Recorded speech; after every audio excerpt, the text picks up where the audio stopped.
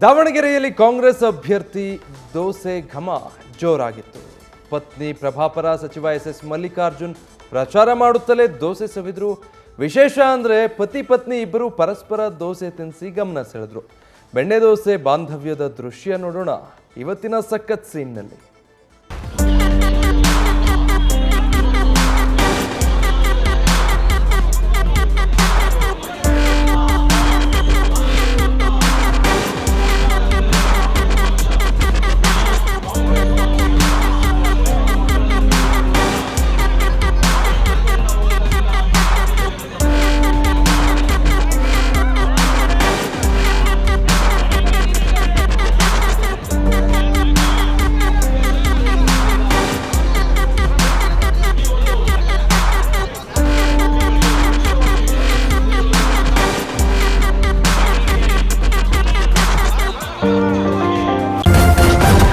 News first ನಿರ್ಭೀತಿಯಿಂದ ನಿಮ್ಮ ಪರವಾಗಿ.